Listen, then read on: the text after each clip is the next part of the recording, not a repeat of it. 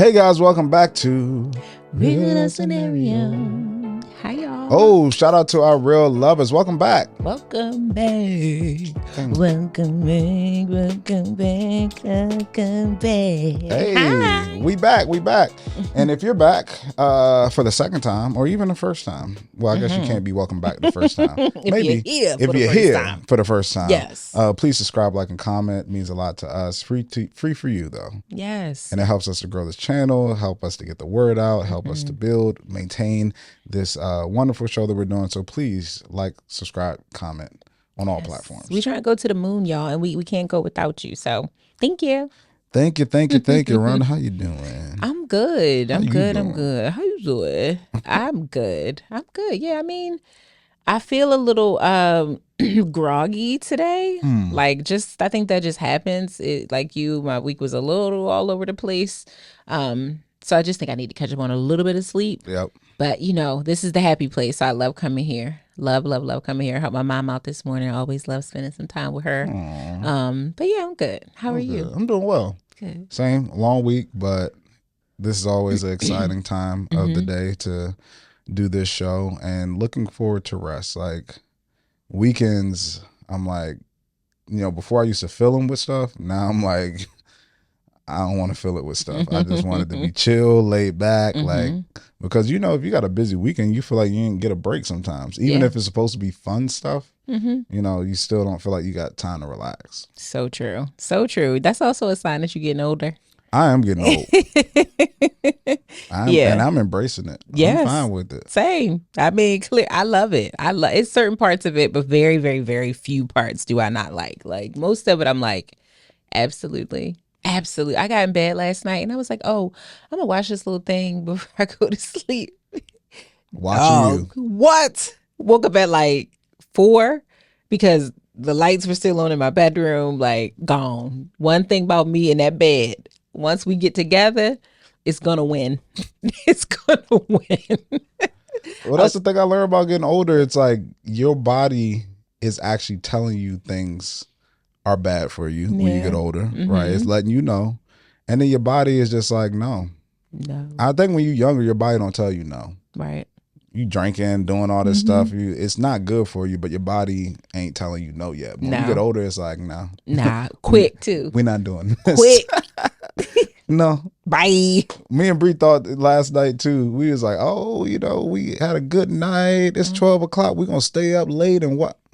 It was watching us. That's what y'all. Or like Brie and I like to do like short shows, like 20-minute shows. So you have stuff like Martin's a 20-minute, because if you put commercials in there, quick 20-minute funny thing, Modern Family, The Office, Abbott Elementary, stuff like that. Yeah. And Brie and I are watching this show that's like an hour long, and Brie's like, let's put our show on. I was like, let's just put an episode of Abbott on first. Let's just put a little 20-minute thing, and then man, she was out in like 5 minutes. It's as soon as that thing came on, it was just like, it's so wild how it happens. So that's a thing where I'm like, I don't love that. I don't love that about getting older. Like I do want to, because that's something I'm trying to do for myself. It's not rigorous. I'm just home. I just want to enjoy it. It's like, nope. Your body just be like, and then it's tomorrow, just like that. Or you try to lie to yourself, or if you got a partner, you try to lie. I wasn't asleep. Yeah, rest in my eyes. I was up. Yeah, I heard everything they say. What they say?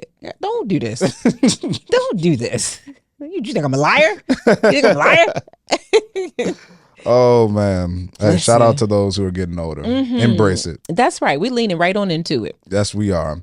Let's go to our real lover review. Yeah. This comes from a YouTube comment. It's from Nikki Reese 1. Hey, Nikki girl. Oh, this is referencing the Ty Alexander interview. Yeah. I love this interview. She says, I'm assuming it's a she. I've been a fan of Ty from her gorgeous and gray days. I resonated so much with so much that she said and touched on. I love that part where she said you have to choose to be happy and not seeking validation from others, but finding it in yourself. Mm-hmm. That was good stuff. You're It right. was good stuff. If you didn't see that episode, go check it out. We've had some incredible guests. Ty was one of our most recent.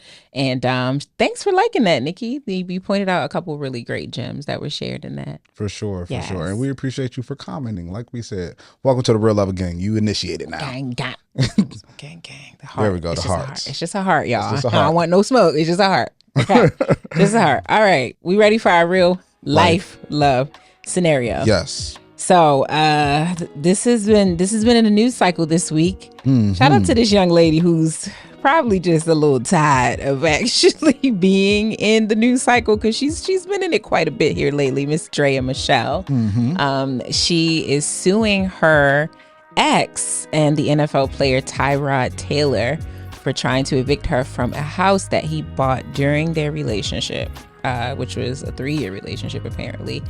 And it says that he bought it for her, but we're gonna talk about that a little bit. But essentially, it sounds like what happened, just to frame out the story. Bought the house while they were together.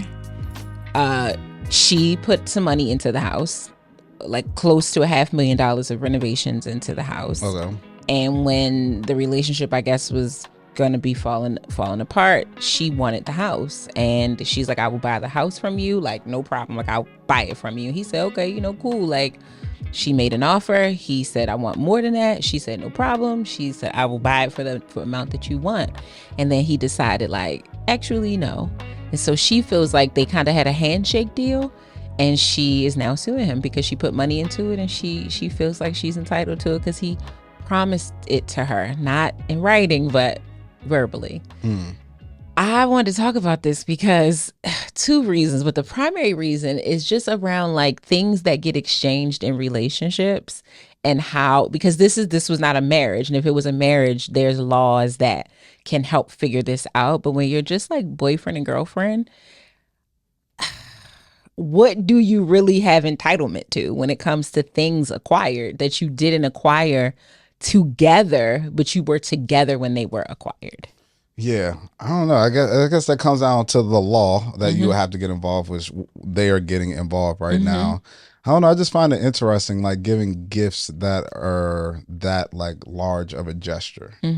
I think sometimes, and I'm not saying this is Tyrod or his situation, but sometimes I see situations where men are with women who are desired by other men. Yeah. And they are unsure of their standing with that person completely. Yep. They see the person there. They see the person with them. They do things with the person, and the person seems to really enjoy being with them and loving them, but they are still unsure of if this person is completely committed to them. Yeah. This may come from the past that person may has, and the people they may have dealt with, or the attention that they get when that person is not, when they're not with that person, or even when they're with that person, the attention they may get. It may come with somebody like Drea from what you see on social media and how people respond to her, or the types of people that respond to her. So in that, sometimes people feel like they have to do grand gestures to keep that person around in that relationship. And not saying that this is what this situation is, but I've seen it before. And I believe that something like a house is a large commitment, right? Huge. And something that should be probably bought after somebody is truly married. But if you're going to do it, that it should be handled as a business transaction. Absolutely. And understood as like fully communicated as what the expectations are in this situation. Yeah. And it doesn't seem like it was done in that manner. I mean, and the thing is that you need to have these decisions when you're in the best place, because it's going to be hard to have these decisions when you're in the worst place. And that's typically when these things have to be hashed out, is when you're in the worst place. And it never goes right. It never goes right. Like handshake deals in the worst place. Like, no. Come on now. What handshake deal? I never said that. No, what? I would never say that. That don't sound like me. Right. I wouldn't do something like that. And then here go my best friend. Yeah, she would never. So it's just very interesting how this is unfolding. But I would just encourage people, to, if you do something like this, of that large of a gesture, that it should be communicated what the situation actually is. If I was him, I would have bought it in my name, set up some type of rental agreement to say, hey, as long as you're staying here, you can live here for free. We'll write that out and kind of renew it on a 12-month basis. And that is, the situation for this home. But, when you're in a situation like that, and I'm not saying it's what I described, but if you are in a situation like that, you may feel like if you do that, the person may walk. So you're just kind of doing everything you can to try to keep that person around, or what you think may keep that person around. Yeah. And I don't know, did I know this was in Los Angeles? I don't know the laws as it relates to how much of it can you assume is yours because you lived in it, even though you don't have legal, like your name's not on the deed. Different. Every state can be really different with that. Before I get into what I think is probably a wild take, I don't really know if somebody bought you a house within a relationship, and I don't even think that's possible when they live in the house too. Like, how could you say like you bought me a house? No, you bought a house for us to live in because you live here too. So you could frame it as a gift. You could say like, because it was maybe a house that I told you I really liked and I really wanted, so it feels like a gift to me. But it's not like you bought me an investment property, something that you then put in my name that only I earn from, and I don't live there and you don't live there. And so I earn income from it or something like that, or more, something that's less, like you bought me a car that I really drive, you put it in my name. And so that's different. But when you buy a house and we both live in it, it's really like our house. It's even less mine if your name is on it. Only your name is on it. Like, I have keys, I have access. That's what it says on my license or stuff like that. But when it comes down to it, if only your name is on the house, it's your house. I disagree. Okay. I disagree in the sense of this is kind of the exact situation that Bree and I have. Mm-hmm. Bree and I, because we live in a very metropolitan area, we went down to one car, and both of our cars' leases ended, so we had to choose a new car. She had a dream car that she wanted, a Jeep Wrangler lifted, white, big wheels. That's her dream car. I didn't want that car. Right. But I bought it for her. And at that time, like, I could only do it because my credit was in a really great place. And I put, we bought the car, but it was mainly, it's in my name and everything like that. But although we both drive the car, that's her car. Like, I bought it. We got that car specifically for her because she wanted it. If I was making my decision, that would not be the car that I would drive. So that's what I'm saying is, like, you could do something for somebody, still be using it, but be like, I would not have done this if it was not for you saying that you wanted this. So we made this compromise, and I made this compromise for you. Yeah. Not because I wanted. I could have drove a completely different thing myself and did it a different way, but I did this because you wanted it. Okay. So were you all married when that happened? Yes, we were. Okay. So it's hard to apply this to that, because even this, if it came down to a legal issue, so let's just say you weren't married. Yes, in the sense of it was what she wanted, in the sense of gesture, in the sense of like intangibleness, yes, it's hers. But when it actually settles out, whose name is on the house? On the car? Yours. Now, because y'all are married, that would be different, right? The law sees that a little bit differently. You bought it within the marriage, it would be shared in some way, and somebody would either have to say, we got to sell it and split the profit, or I give to you or you give to me. A decision would have to get made. But these two people were boyfriend and girlfriend, and the house was in this man's name. And just because he told you something, you don't have any like actual legal ties to it other than it was your residence for a certain amount of time. And like, I'll use an example, like in the state of Maryland, you take occupancy somewhere, you get mail there, that is your home. Even if you don't have a lease, have a deed, it's your home. Whoever does hold the lease and the deed has to actually legally evict you. They have to go through the process of eviction, which can take a long time. So that could be the case in LA. But the part that's probably a bit of a wild take for me is when I saw this, I was like, when we talked about the whole she dating a young guy thing, and he's so much younger than her, and wow, she looks like a predator or whatever. And one of my thoughts was that while Drea is 39 in age, I just don't think, and I this no disrespect to her at all, but this is just my perception of her. I don't think like she's not 39 in intellect. I think that she comes across, and this is just from things that I've seen. I used to watch her on Basketball Wives. Like, she just doesn't give me like super sharp, a super sharp thinker. Because how could you think that you have a handshake agreement about a $3 million asset? There is no such thing, love. You have to have paperwork for this type of thing. Like, I know what he told you. I know what, and I can imagine being in that situation. Yeah, I might want the house, especially when I put almost $500,000 into making it look pretty.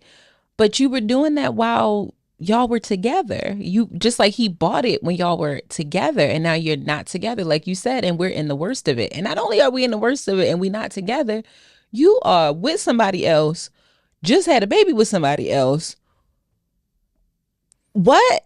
like again, did he buy you this house and only you were living there? You know what I mean? Or was this his house too?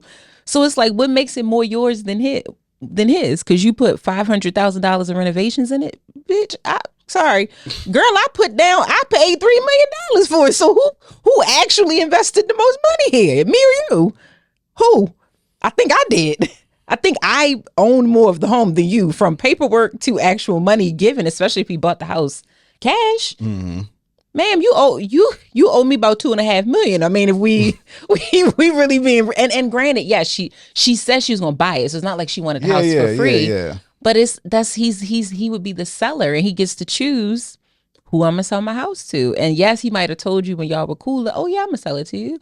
But then you got pregnant, had a baby, and he was like, yeah, after second thought, girl, I'd rather let Joe Blow buy this damn house than you, so you can move you and your little boyfriend up in here. I don't know. I get it, but I just feel like it's silly to actually think that your ex-boyfriend would be like, yeah, you got it. No, even if he just want to do it off of pettiness, I could imagine that. Yeah. I'm sorry, babe. I mean, the thing is that, yes, I think you may have something. I don't follow her as much as far as like know what her maturity level might be like. Mm-hmm. She also doesn't look 39 either. No, definitely. So that's we said that. Yeah. Like, of course she could. She looks like she in her 20s. Yeah, for sure. But I do agree with you that if it's in paperwork, he can be a little petty about it if he wanted to. I'm sure he has enough representation and attorneys that looked over everything. I do like the fact that she offered to buy it because it does not give like beggar. That like, stereotypical, you were just with me for my money. Like, no, I just want the home. Yeah. I'll pay for it. Yes. You know, I've invested into this. And I think that's, if you're dealing with reasonable, emotionless people or things, then that could be a thing that makes sense. It's like, oh yeah, you invested some in it, you just purchased it from me, whatever. But like you said, it's like, oh, you about to be living in this house that I bought with your new man and your child. Nah, don't sit right with me. I ain't doing that. So it's just very interesting. Love dynamics really get murky, and I think what made me also want to talk about this is because this can be very common, maybe not on this big of a scale, you know, but we all probably exchange things in relationships and buy things, or maybe we live in the same apartment, or you do move into my house. Yeah. If you don't formalize things, it gets very hard to try to ask for stuff when you go to walk out of it if you two never got married. Marriage helps protect you in some ways that relationships don't. If you came in, they could be like, yeah, I know, but no, I'm gonna need that back. Stuff back. I have too. I don't think I've actually kept anything because I had never been in a serious relationship like that. I got something of value or was given something of value. The only thing I gave back, which was nothing of value, really was a pillow pet. It was a pillow pet. It was a panda too. Okay. She had bought it for me because I said I wanted it. Because when I played football in college, we traveled a lot, plane, bus, different stuff like that. So all the guys had like pillow pets, like, and we just, you know, used them to sleep on a plane. So I was like, oh, I want one. And then like a few weeks later, we stopped dating and I returned it. Yeah. Yeah, well, that was sweet of you. I'm Yeah. sure she just threw it away. Or maybe she cut it. I don't know. I don't Yeah, I know. mean, I can't think of. I've definitely given stuff back, and I honestly, it just depends on what it is. But I think most things I would give back, like especially if it was something of value or it was purchased with the intention to marry, and we never did. Like I would give a ring back. I Do you would. think how the split happened would determine what's given back to? Like if you did something Yeah, foul to me and it's like, I'm not giving you this ring back. maybe. Like the rings are tricky because I do feel like they are given with the intent to marry. Mm-hmm. And if I'm not going to marry you, yes, clearly I'm probably going to take the ring and do something else with it, pawn it, have it redone, turn it to a necklace, whatever. But I don't even know that I want. I just don't want it. I don't want things that remind me of you if we're done. Like no, especially if it's costing you or it costs you a lot of money, or we were going to do something and then we just like never ever did it. I think even like with the Drea situation, renovating a house that you don't have legal connection to was just, it's a hell of a risk. That's just a hell of a risk. Even if you did that in a rental house that you just rented from a stranger, For sure. when you start changing that rental property, you're doing that for them because you could try to take the stuff, but that's their house that you chose to renovate the house. Nobody told you to do that. So I think it's just tricky in relationships. You have to be really mindful of like, are you giving things that you don't care about getting back? If you care about it or you're going to potentially make a fuss about it, maybe you do need to have that difficult conversation of like, let's formalize this. Let's like have an agreement. Even when you think about starting business within your relationship, Yeah. don't start the business off of the love because I hate to say it, but look at what happens when the love goes away. But now you got a $2 million business you got to figure out what to do with that y'all never even did a business agreement for. Yep. For all of our businesses, Brie and I got operation agreements and everything. Like everything's in paper and writing. That's right. Yeah, you have to behave that way. Do it. You can't just make business and financial transactions off of love, y'all. That's just, it gets too murky. And now you're in a situation like she's in, spending money on lawyers. He's having to spend money on lawyers over love, things that were just done in the moment on like, I love you. And you got to understand too, people, I would say a natural thing that people do is pocket watch. Mm-hmm. They pocket watch. They sure. see what you up to. Like I know friends who wasn't on child support, then they went on vacation, got on child support. Or like, see that you leveled up with something or you got a new job or something like that. Oh, let me come get this money now. It's like, yeah, I'm sure in the situation it's like, oh, how much you just signed for? Okay, you good. You good. So you either pay this inflated price for this home. Yep. Because I know you got it and you can ask your man to, help you out. Yeah. Or, I'm going to do what I want with it. Yikes, sorry. Sorry, it's my computer ringing. It's all good. Yeah, I mean, it gets petty, man. Like that's just, it does. We just talked about that in our last week's episode. Like the whole, oh, you got a girlfriend now? Oh, let me put you on child support. Petty LaBelle. Watch it. Pocket watch. Them date nights look real nice. This child need extra pampers magically. Like, nah. Not cool. But anywho, good luck to y'all. Good luck.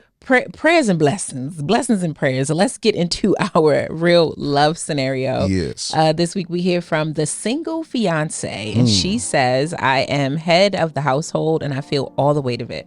My partner wants equal say, but I find it very hard to feel equal to her. I come with 4 kids, so I'm used to handling all the things no matter what. And I thought it would be different with a partner. I initially accepted her as equal until I saw that she isn't. Now there's resentment. I want so much more in life, and she says the same but does nothing to attain more. She makes 2 steps forward to quiet the noise, only to then take 10 back. It's like she says, here you go, now leave me alone. This has been done multiple times over 3 years. Her love language is physical touch and mine is acts of service, but I've compromised and learned to be that way for her. I pay 90% of the bills, which is a real struggle, and 50% of household things. I feel like she's trying to force me to have the same love language as her. I'm trying to make it work, but it's hard. Do I let it go or keep working on it? I feel so alone. Thank you, single fiance. Thank you for writing that, and sorry that you're dealing with this. Yes, Lord, that's just a lot of layers right there. Layers. A lot of layers. This really jumped out to me because I've heard this now, this concept of like being in a relationship but feeling very single, or being, having children but feeling like you're a single parent because you're just doing the bulk of the work or really all of the work. So I wanted to kind of talk about this idea of being taken but single, But feeling single. but feeling very single. And like why there is this phenomenon, and like kind of how it happens. How is it possible for it to happen? That's a good question. I mean, first thing that comes to mind when it comes to like dealing with this situation is that there's kind of two ways to fix it. I think, and let's call them the two P's. Okay. And you got to change one of two. You got to change either your perspective or your person. Like, I'm going with number 2. your person or your perspective, because I mean, a lot of things come down to perspective, how you look at it, right? Yeah. We have the glass half full, glass half empty. It's the same glass, but people are looking at it in two different ways. For sure. And I've seen a lot of problems in relationships solved by just a change and shift in perspective. That sometimes the situation isn't as bad as what you think. Sometimes the person that you're with isn't as bad as what you think, but you just are looking at it in a different way. Sometimes the lens that we look through is a lens that we shouldn't be looking through. Yeah. Sometimes we are intoxicated and the drug that we're on is ego, pride, and those things. So it doesn't allow for us to have the right perspective of what the situation is. So having that shift in perspective could really help your situation and make you look at it in a different light. Now, the other part is that sometimes it is what it is, and you got to change that person. Yeah. And that person that ain't the right person for you, right? And we'll dive more into it because this word "equal" is just so interesting in this scenario. Like equal. It's used in it's used a lot. Yeah, it's used a lot. Yeah. But I think that maybe it's just not the person for you sometimes, and there is no, even in the change in perspective, the reality is that there's some unequalness there that doesn't make sense for a partnership. We talked last episode about companionship and partnership. Doesn't make sense for a partnership. But I think to answer your question too about like loneliness, I think when you're in a household with somebody, there are some basic things, I would say at least like 4 in a home, that have to be taken care of, right? One is, I think, the cleanliness of the home. Yep. That's a responsibility that has to be taken care of. 2, how the people in the home are going to eat, because that's a necessity. 3 is the managing, is paying bills, right? And then 4 is making money and income. Like, those things have to be covered in some way in your household in order for you guys just to be like, cool. Not some of y'all dirty. Y'all might not think being clean is an important thing. I think it should be an important thing. Sure. But the thing is that I feel like the loneliness comes when you feel like there is no balance to the responsibilities of taking care of that home. If you feel like I'm doing all 4, what are you doing? Yep. Then I feel like I could just do all 4 on my own. Clearly, because I am. Because I am doing it. So it's really no need for you to really and be honestly, here. if it was just me, I could do this a little bit easier because you're making it a little harder for me to do all 4. Because maybe I'm paying your bills too. Yeah, so that you makes extra mouth to feed. Yeah, extra mouth to feed. You using lights, using water, eating stuff. Like all of that. Yeah. So I think you have to find that balance of responsibilities and see the value in those different areas and somebody doing those different things, because when you get to that point of being taken but feeling single is when there's an imbalance in those responsibilities. I when I thought about this and like how it happens, I immediately thought about what I said on the last episode, where I referenced Lady London, which shout out to Lady London who commented on the post, that lyric about, I'm a trick, he gonna trick. And it to me, I just interpreted that as like, we are both very focused on taking care of each other. And I think how this happens within a relationship, especially once you've been together for a time and then you live in the same household, you start to sometimes treat your partner like a fixture in the home.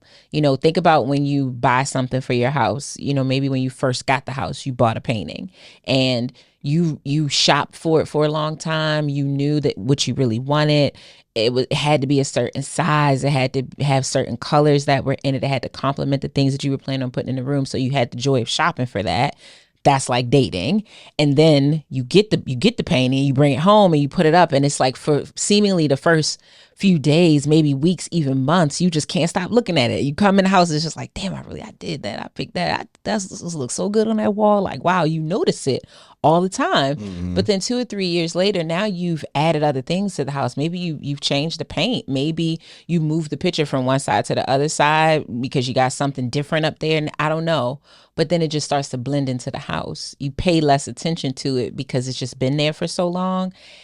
And then you don't appreciate it as much. And I think that's exactly what happens in relationships sometimes. You move together, you've been together, and you just treat your partner like a fixture in the house that just exists. It's just like the faucet or the towel on the kitchen floor.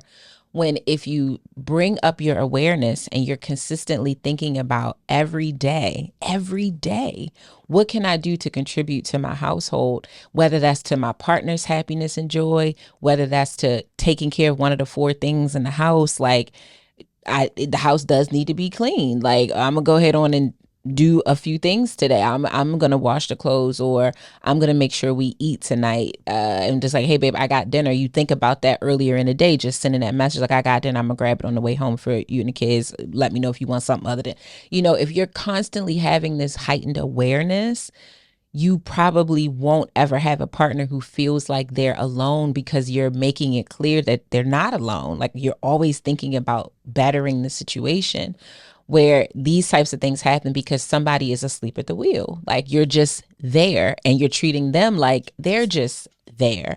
And so now it just feels the exact same as not having anybody. Like, I can physically see you sitting over there, but you're not contributing to anything. And I think that, to me, is kind of the beginning of the end. You can walk back off of that edge. For sure. But if you really start to just not notice, you don't date, you don't talk, you don't help each other with anything, y'all just there, your relationship, the only thing you're waiting to do now is just leave the physical shared space, because you've already fully checked out of it. And I think same thing with single parent thing. Like, it's really because whoever the person who's not the single parent, it's because you're just chilling. You're not thinking about, like, what can I do to contribute to taking care of the kid today? So yeah, you gotta just pay way more attention in your relationships. I don't care if it's 20 years in, you cannot take your foot off the gas. You want to see somebody smile? Relationship, work, take something off their plate. I'm telling you. Take something off their plate that they don't got to deal with, that they were thinking about, maybe stressing about. Like, you take something off somebody's plate, they value that, and they're appreciative of that. Like, my wife loved that. Like, I returned something for her. Like, she bought it, she had to go out and return it, but I just returned it for her and said, she came home, she was like, you returned it? Oh yeah, you tonight. No, that's what I'm saying. Listen, that's it. You see how her immediate response was to then take care of you. Yeah. In a different way. That's how it works. For sure. But you think I care? You think I give a damn? Yeah, girl, tonight. Tonight For is the night I'm gonna ask for that thing. For sure. That's why I went and took that goddamn package back. You know what I'm saying? So it's like, that's how I gotta go. That's how it has to go. And I think when you don't do that, and I know, why people cheat is a personal decision. It doesn't have anything to do with the other partner. I know that that's what we say, but I want to kind of get into this a little bit before we move to the next major topic, which is the pitfalls and temptations of, like, feeling lonely within your relationship. I do think that it can then cause your brain to wander. It causes your eye to wander. Now, yes, it's your ultimate decision to act upon that wandering, but I think that's a situation that breeds that type of temptation where you're like, now you notice that just your coworker saying certain things just feels like they care about you when your partner is home, and they don't ask you these same questions. I mean, what it does is create a void, and the void naturally, as a person, you want to fill that void. But it shows up in so many ways that I don't think people are always familiar with. Sometimes it is cheating, and that's the most obvious, that filling that void with another person. But I'll tell a story of I was talking to a friend of mine who had a client, and basically the husband was a very high earner, and the wife spent a lot of money when it came to shopping. She spent a lot of money. I think their credit card bill was around $60,000 a month. Got it. It's a lot. A lot. That's a lot. That's a lot. He was making a lot of money. Yeah, he was making a lot of money, but he felt like it was straining their financial ability and their financial future. So the woman went and sat down with a financial advisor, because he asked, like, can we just sit down? Can you sit down with this financial advisor, figure out a better solution? And basically she was like, the only reason I buy stuff is because he works so much. I don't see him. So this is how I get my joy. I'm just buying stuff, right? That's the only joy. I gotta have a benefit from this somehow, right? And then the financial advisor told her, well, if you keep spending like this, then he's just gonna keep working to try to accumulate more to cover what you guys are doing. So you guys have to come together and try to figure out something to where you both can be in a position where you are earning what you're earning, but you're also spending that quality time. And that was just interesting to me, because she didn't go out and necessarily sleep with somebody else, but she filled the void of loneliness with something different, which was spending money, which still put a strain on the relationship, right? It still put a strain on them moving forward as being a happy, healthy couple. But if they were just in a space where they spent time with each other and probably communicated well and heard each other and expressed what you needed in your relationship, then you'll be in a better space. But I just want people to know it doesn't always show up as cheating. It could show up in so many different ways, but you want to be careful not to leave that void in your relationship. That's right. And that's always checking in. Check in with your person. And on the other side, be honest with your person. Like, you're not doing your relationship a service by lying to protect that person. If you feel like they work too much, express it. If you feel like you don't see them, express it. Like, tell them. You might be surprised by their answer, but I feel like sometimes people don't want to say it. They're protecting them. Because I can imagine in that situation that he's like, she's good. You know what I'm saying? Like, the conversation didn't happen for some time until you got in front of the therapist, it sounds like. But he might have thought, I'm working hard. She gets to buy the stuff that she wants. She looks to enjoy it. Maybe it's clothes, maybe it's stuff for the house. The house looks great. She looks great. She seems good. And it just wasn't communicated that, yes, I do like these things, but I would rather probably have more time with you. Like, I miss you. I want to see you. You're right. It is really expressing the things, and that it can show up in so many things. It can show up in, like, think about hobbies, like how people get so far down in other things with outside of the house. Now they got 7 hobbies, when it's really because they're just filling the time that they're not getting with you with something else. I'm watching Presumed Innocent, and it's a complicated show, but it's just this one part. She keeps going back to this same bar just to talk to this bartender who's a nice looking guy. It's clear that there's chemistry. She hasn't cheated with him, but now because of what's going on at home, it's like I'm just craving attention, so I go and get it in a different way. I'm getting it in a different way. At that woman's story, she's getting it from Saks and Bloomingdale's, and Presumed Innocent, she's getting it from the neighborhood bar, from the cute bartender. That's the Jake Gyllenhaal thing on Apple TV? Yes. Very interesting. Waiting for it to ramp up. It's a little slow right now. But yes, reciprocity and just showing up and constantly being mindfulness is really important, to not find yourself in a situation where your partner feels single when they're with you. Let's move into this equal thing, because this was said a lot. So she has 4 children, the person who wrote in, and so naturally she's likely needs to have a certain amount of money to take care of them babies. But she's saying she's paying 90% of the household bills.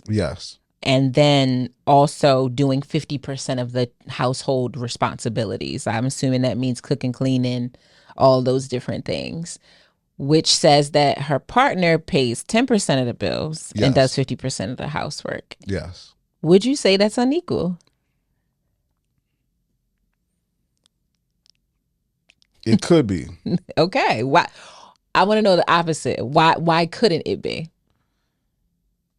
Because relationships have seasons, and throughout a relationship, equal isn't always 50-50 every part of the relationship. Mm-hmm. Sometimes it is 90-10, and then it might flip to 70-30 the other way, right? Mm-hmm. That happens sometimes, depending on what the situation is, what somebody's going through. It's possible that you may have to take on a lot of the pressure or a lot of the responsibilities while a partner is going through things. I've seen it with a lot of couples. One person's in school while the other person's working. You take on some things. Somebody had a loss in the family, so emotionally they're just like not there. Yeah. So you have to take on some things. Like I've seen it happen in relationships a lot. So I wouldn't say that it's necessarily unequal for the totality of the relationship. Yes, if you look at it in one instance, in one moment, does it seem fair or equal? No. But I think over the time of the relationship, it could be. But it seems like in this scenario, that it's been like this for a while. Yeah. And there's a few thoughts I have with this. Let's hear them. So one is that it was interesting that she said, I thought it would be different with a partner. And I know this is just a write-in, but it was interesting to me that she said, I thought it would be different with a partner, versus like we had a conversation. She said she would cover this. I said I would cover this, and she's not doing what she said. Yep. It sounds more like an assumption. Yep. Like we didn't really talk about it. I just assumed that if we were going to enter into something, that it would be like this. You know what they say about assuming? What they say? You make an ass out of you and me. Okay, that's just the truth, guys. It is. And it's like, also I wonder, and it sucks, but I always warn people of this, is that don't go into dating somebody and set a particular standard. Yeah. And then once you get with somebody, you want to reverse all the stuff that you were doing in the beginning. Yeah. Don't go to all these nice restaurants. Don't cover everything, all the vacations in the beginning, all the dinners, all like buying all the stuff, nice bags. And then you want to Psych.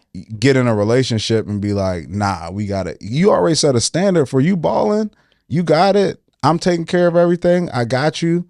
Yeah. And to assume that, down the line, as you get deeper into a relationship, the person will revert. But that's not the thing you did in order to get them into this relationship, or what they assume the situation would be. Yeah. So you might have made your own problem. And not saying I don't know everything in this situation, but it's possible, because to me, it doesn't sound like they actually had real conversations with this, about this before getting into a relationship. Because I believe, especially after reading this, something this obvious, like of unequalness or unbound, like you would have been able to easily have spot that prior to getting into something serious.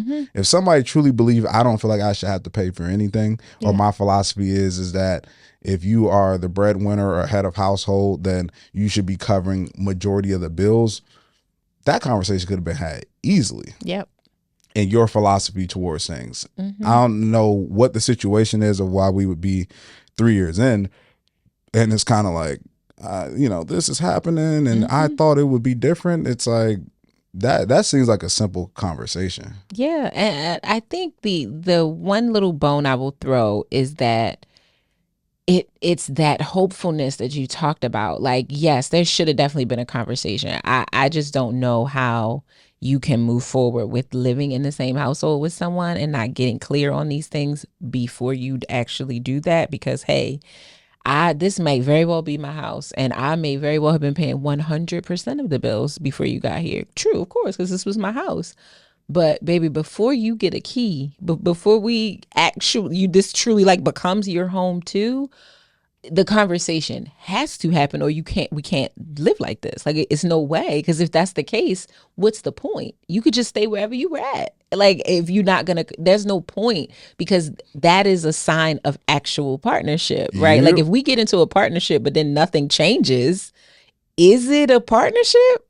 No, you just like the fifth child. It's like literally like I just had another baby that because when you have a kid, you know they're not going to contribute. yep. You know, like outside of whatever you make them do once they get to a certain age, like go cut the grass or go clean the bathroom. But you're still having to tell them to go and do those things. And you know that because they're a child. You don't want to have to do that with a person that is your equal as far as your partner in the relationship. Yeah. But I can imagine a situation where she knew that it was lopsided from the beginning, but maybe there's a story that came with it. Like, yeah, I'm trying to, like, let's call it the mixtape story. You know, I'm trying to put one foot in front of the other. You know, I'm trying to get this business off the ground. Or I'm trying to finish school and so I can get this better job. And as soon as I do, I'm gonna come up and I'm gonna pay this, and this. And you believed it because you had no, I guess, history to show that they were maybe lying or not as ambitious as they say they were. But you just can't. And I don't know if it's age, because look, Dre face is twisted 100 different ways, because even as a younger person, he would not have gone for this.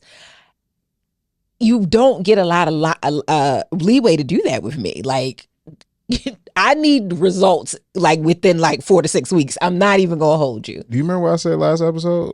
What she actually said in here? I said, if you say you want something from somebody and they say they can't do it and you move forward because of hope, that is starting to plant the seed for what? Resentment. Resentment. Yeah. And what is she saying this? The resentment is there. The resentment is there. It's there. It's like, yeah, no matter, even if they said they working towards it, if they say they can't do the thing that you want right now, and you moving forward because of hope, you're starting to plant that seed for resentment. Yeah. It's going to happen because you're just hoping.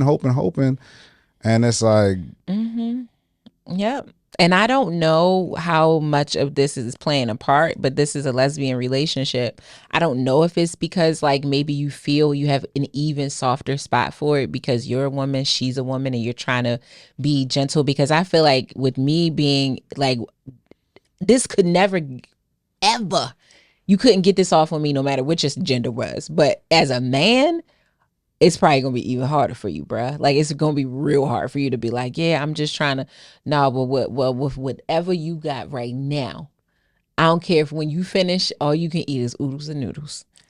That's just what it is. Because otherwise, because what do I have to anchor it on, right? We just talked about at the top, not having marriage to fall back on. I don't have anything to fall back on. If you don't do this, like, I'm stuck. There's not a marriage to protect me should things really go left, or there is nothing here to really protect me. This is just not just a relationship, but you know what I mean. Like, this is just a relationship. I cannot just let love just get me trapped in this cycle with you for years and years and years, and just pushing you and hoping that you'll get better when you won't. And I'm seeing it because now you've given up 3 years of your life, which when you once again put kids in these dynamics, now your children have a relationship with this person. I'm sure of it because y'all live in the same household.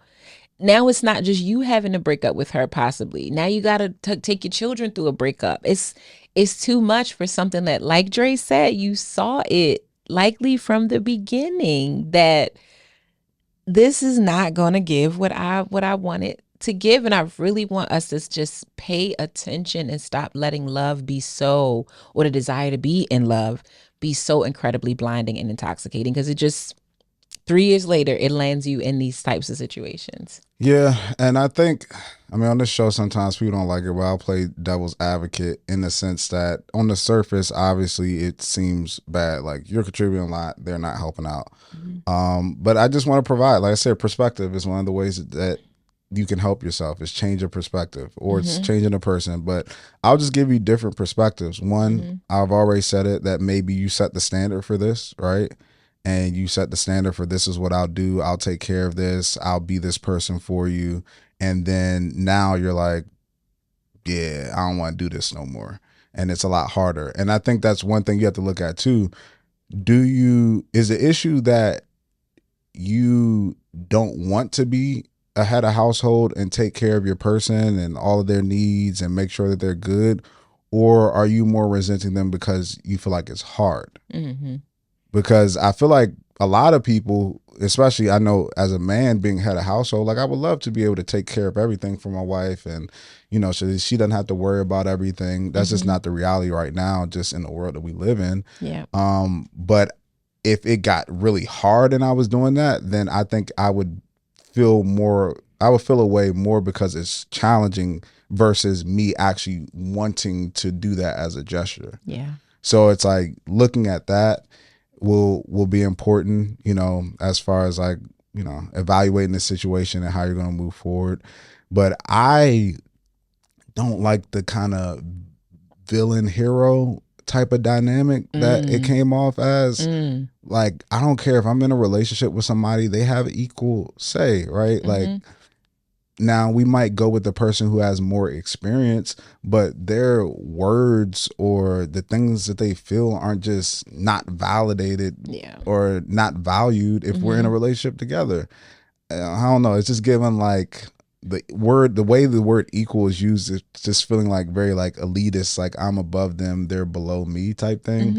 And then it's like, why are you in that relationship in the first place if you with somebody who you don't even see as being equal to you as a person, not even just in the contributions, but it came off like I'm on this level, this person on this level. Yeah. You can't be in partnership like that. Like you said, that's adding a fifth kid at that point. That's not, you aren't equal to your kids, right? You're above them. You provide everything. Yep. You have more experience. You're more mature.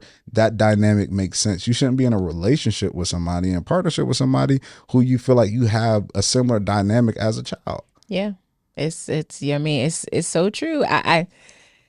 But people do it, and that's the really sad part about it. This is so incredibly common, and it is the resentment. It is what leads to the verbal sparring that is really low. And when you've heard even men say, they get in a situation, or why they don't want to get in a situation with the woman that earns more than them, because they fear this feeling of like, she doesn't respect me, she won't see me as her equal because I can't make the certain financial contributions. I do believe that you can balance out contributing to your relationship. Sure. What you can't do in financial contribution, you could easily do in different ways, but that is a conversation or several conversations that you have to talk about. I have a friend whose partner does not earn as much as she does, not even, it's a significant difference between the two. And based on that, they have an understanding and an agreement. And there's so many things that he does that are so invaluable to her, because not only does she not have the time to, because she's working and doing different things like that, she just don't even have a natural desire to do it. So it winds up balancing out, because it's like, yeah, I don't want to be the person to do that, because I actually prefer to do this, where he's like, I love doing that. So it works out. Would she maybe be, not maybe, sure, who doesn't want more money coming in their household and less financial responsibility? Yes. But they had conversations so that these things could be worked out, and it doesn't have this weirdness to it. I think, how do you split 50% of the household responsibilities?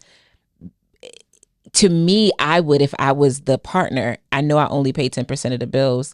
I'm just going to naturally probably do more stuff around the house. Just naturally, I'm going to want to do that because I don't want this to come up. I actually don't want it to come up. I want you to feel like you do way less stuff around the house, just because, yes, you are taking on, even if you only work 8 hours a day, but if you're taking on all the financial costs, plus you have children, yeah, I am going to be volunteering, taking the lead on, I'm going to go do this, I'm going to go do that, blah, blah, blah, blah, blah, blah. Or at least asking like, hey, what else can I do? Like, do you need me to, what can I take off your plate right now? So but I hear what you're saying though. It doesn't change the actual respect of like, you have a voice. Yes. You still have a voice in this relationship. Like, you're not like, sit down and shut up.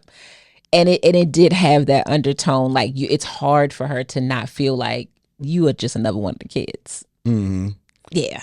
And I think with all of this, the main thing when you're in partnership with somebody is somebody just doesn't want to feel like they're doing this alone or by themselves. Mm-hmm. And I think that's where the resentment comes and where it all falls apart. Mm-hmm. If you just had the basic just put it in basics. It's like, if I'm doing this with you, we've seen it in relationships, go back to school when you're in group projects and somebody ain't holding their weight. It's just like, I just want to make sure that we're doing this together.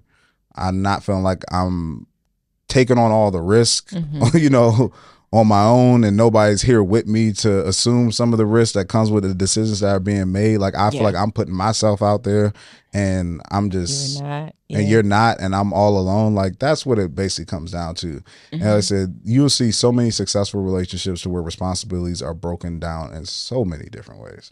Yeah. So many different ways. But it's just about you guys coming together, communicating what makes the most sense to you. For you. Yeah. And I think where it's interesting, which was really her ultimate question, is like, this has been going on for 3 years and she sounds to be at her wit's end with it. And she's been patient.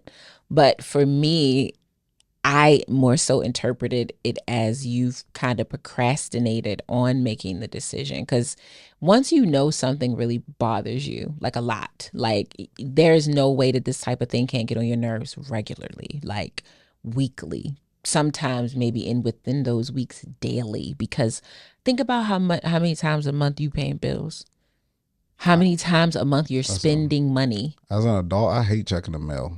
When I was a kid, I used to love it. Checks from grandma, grandpa. I hate checking the mail. I'm like, I don't know what's about to be in here. That's what I was saying. From things that you already have to do because you signed up for them or you live in them, so you know those are to things that come up that you want to do. Like, oh, you want to plan a trip. You still got to spend money. Yep. Or we're about to start doing something, so we setting money aside. Like you're always managing finances for the most part once you're an adult.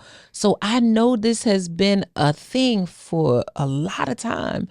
You, to me, procrastinated on it for some particular reason. And like, I don't know what that is. Only you know what that is. But I think sometimes we got to stop calling, oh, I've been patient. No, you've been lazy to come to an actual decision to not deal with it, like to just be done with it. You haven't. You've gone past what would be considered being patient, and now you're just accepting of it. And why? Is it because you didn't want to be lonely? Like actually lonely? Like, I know you say you're lonely, but is it because you do like having someone in the house with you? Is it because they do sometimes they do enough? That's what it be. Sometimes it's like that 10%, even though you wish it was more, it be helping you out. Like you can run out and say, hey, can you watch the kids real quick? Yeah. And to be without that, you're fearful of that. Yeah. Yeah. It has to be something, because to keep pushing past 6 months doing this, 9 months doing this, 12 months doing this, 18 months doing this, 19 months doing this, when you know in your heart of hearts, like, I really don't want to do this. I really don't want to do it. But you keep doing that. Why? You're not doing your partner a favor. And I think sometimes that's the ego. Like, I was so patient. No, you procrastinated on your own life and your own decisions, and in turn got someone else kind of involved in it, or other people, as in like your kids, where it just wasn't necessary. Because if they do walk away, based on how you tell it, not too much would change. I mean, you would maybe now have to do all the laundry, but it would be less laundry, right? Because you don't have another person.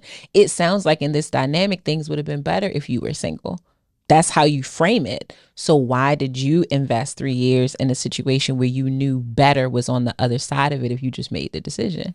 And some people don't. And this is me being on the other side, but I just got to give the full picture of things. Sometimes people don't know how to help their person. Like sometimes when somebody's going through something, you tell them they need to fix it and you just kind of leave them on their own to fix it. And you don't help them, or you try to tell them to do something the way that you did it, and think that that's the solution for them. And it's like, no, it may not work like that for them the way that you did it.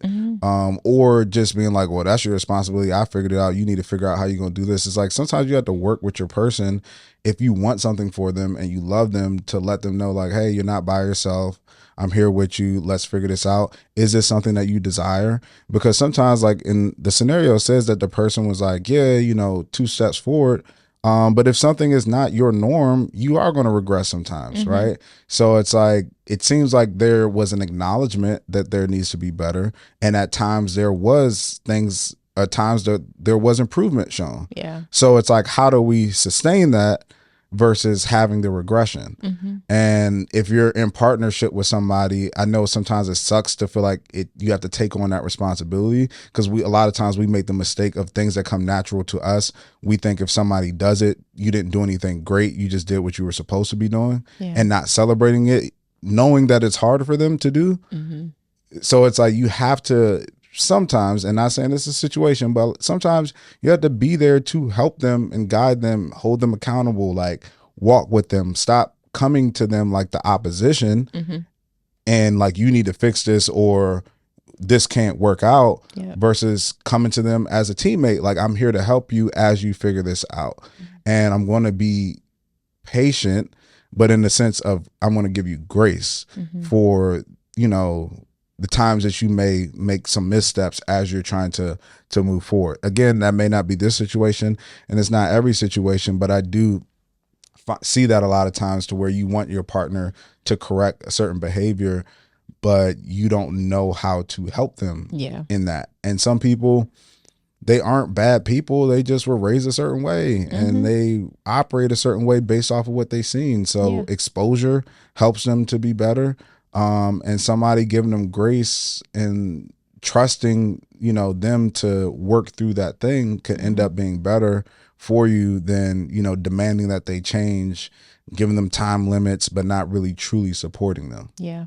I think it's just really important when you think about getting in a relationship, and I think I said this on a few episodes ago, but not just knowing what you want, but also knowing your capabilities of what you can give, what you can and cannot do. If you may not have the capability, like you may want to help them, but you don't even know how to. If you don't have the capabilities, that's just being honest that, again, this is a compatibility issue.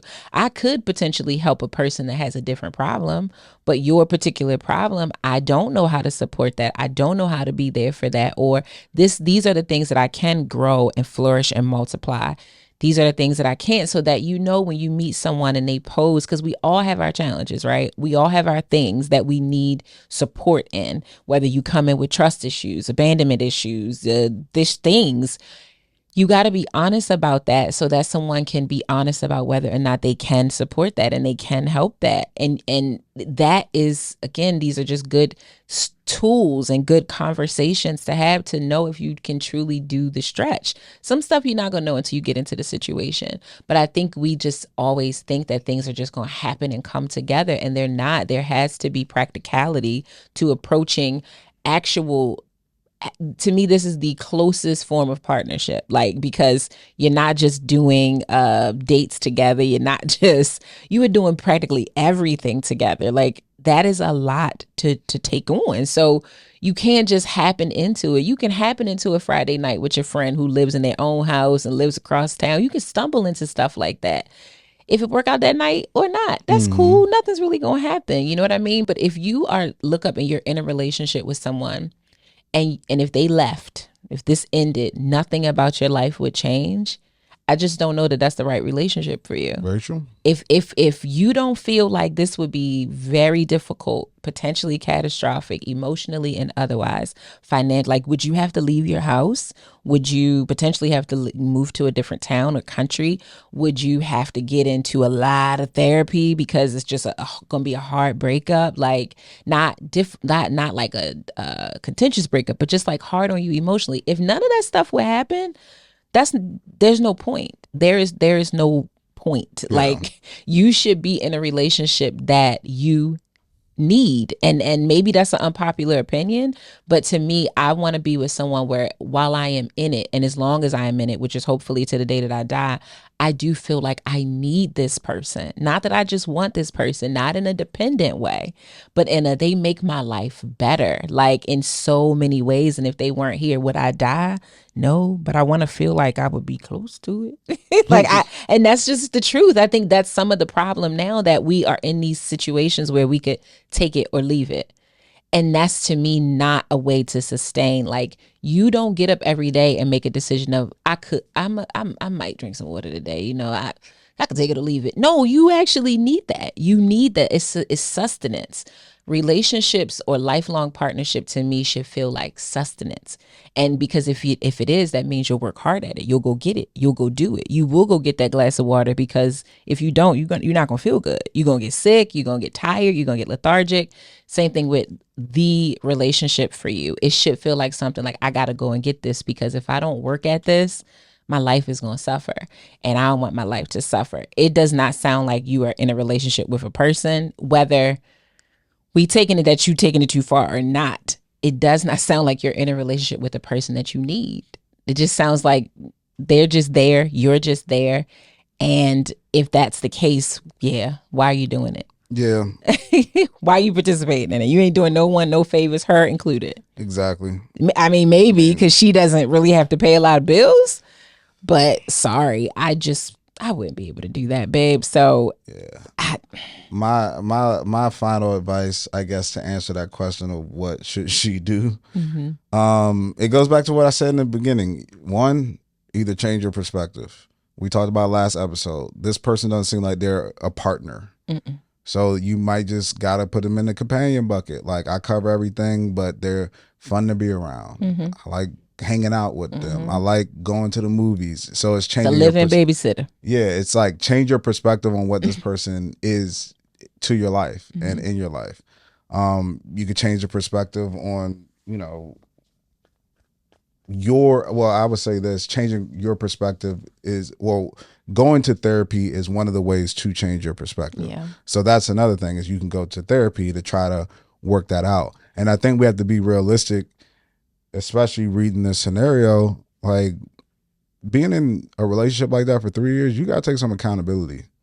Like, you got to acknowledge first the parts that you played in fostering this environment. Mm-hmm. It's been 3 years. Yeah. I did this, I changed they don't do this, they don't do that. What about you? Why did you let that? What did you do? Yeah. Where did you make mistakes? Where could you have been better to not continue this, whether it was breaking it off or things that you said out your mouth or things that you promised? Like, you have to take the accountability, for the things that you did in that for 3 years. Ain't nobody who been in a bad situation for 3 years don't got anything to be like accountable for. Like, you accountable for some stuff. Because if it was great, you would be taking some accountability. Exactly, for it. right? Yes. And you taking accountability for all your changes, right? Yeah. But it's not like I didn't hear a balance in this. Like, this is good, this is what I enjoy about this relationship, or I do this wrong and I do that wrong. It's like, this person is horrible essentially and I'm a star person, and save me because I've been this gracious, patient angel for 3 years. And I don't believe that that's the case. I'm sure there's a role that you played in it, albeit that it may be less than them. You just need to acknowledge that. So changing the perspective. And then after you go through all that, if you realize the perspective change ain't the issue, change the person. Yeah. It ain't the person for you. Yeah. And don't be fearful of walking away for a fraction of what you want. That's good. Sometimes you just got to rip the Band-Aid off. Okay, honey? Just rip the Band-Aid off. Change your perspective, I think, is Dre's advice. Change the person is mine. I'm with both. But I always want to start with the perspective. Sure. No, you're right. I'll just tease it. Especially with somebody who is just like, I'm right and this person's doing everything wrong. I've realized through my relationships that ain't the case most of the time. Yeah. Especially if you've been with that person for 3 years. I can see that in 3 months of a relationship, and it's like, this person tripping. This ain't this. But if you with somebody that long, you got some part to play in that thing. Absolutely. Even if your part was just letting it all happen. That's still that's called an accomplice. Yes.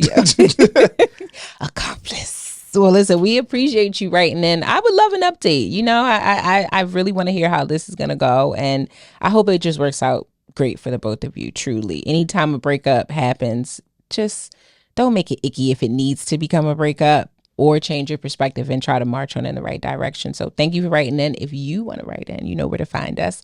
relationshiprestored.com. Click the contact button. We love reading your stories and we want to talk about them. So holla at us. And as Dre said at the top, Do all the things. Subscribe, comment. Don't forget to leave a review. You can find us on social media at Ronnie Cakes. As Dre Smith. And at Relationship Restored. Bye. Peace.